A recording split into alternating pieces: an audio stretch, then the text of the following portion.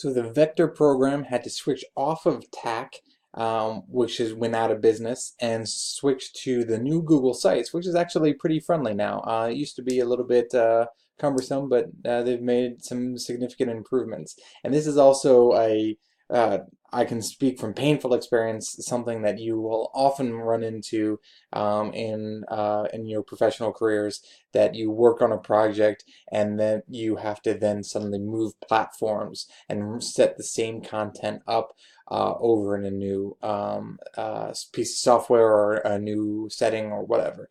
So this is something that you're going to have to do. And but if you're also starting at the vector project for the first time, then you can get this going right from sites.google.com.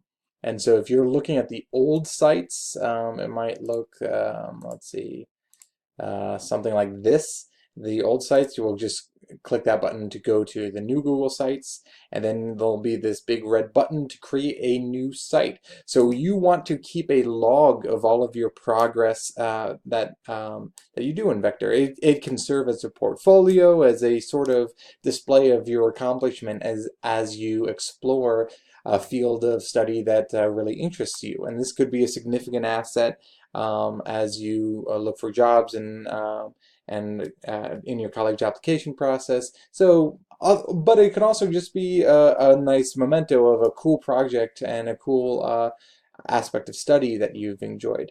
So we will create a new site. Is pretty friendly, and give it your page title. So my vector, label it as you'd like. You can change your image, the background image here. They come with a bunch of ones that are ready. And so this is real computer sciencey, so perfect for me. Uh, there we go. Okay. Now I would like to add a box of text, and so my vector, maybe I'll have like a welcome message, la la la. If you had content before, if you can recreate any of it, you can paste it up here. If you've had stuff before and you can't find it, even though we reminded you to back it up, I have a giant backup that I could try to Google and search through and pull out your stuff if you can't find your previously written content. But from here we can add images, we can add YouTube videos, all sorts of stuff that you can start documenting your progress. So here's what happens though. Once you throw up some content here, you can give it the title, so Mr. A's Vector, capitalize this. And now if I publish, it'll ask me how I want to publish this. Mr. A Vector. Okay, can't do, that's fine. Cool. Anyone on the web. And I'm going to check this box because this is a stupid demo site. I don't need it to be archived on Google search engines, but you may want to build something of professional quality that people see when they search for your name. That's a good thing. So I will publish it now. And now that it's published, what I can do is I can view this published site, and here's my link. Ta-da! The @/home is just pulling up my home page.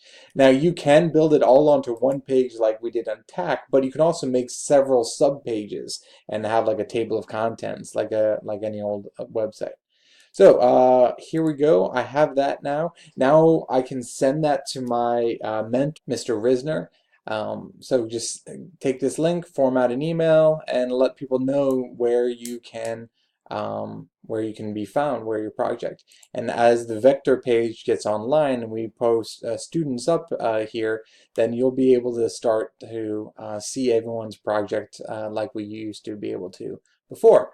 If you have any questions, please let me or Mr. Risner know. We're happy to make sure that you can follow along as comfortably and conveniently as possible.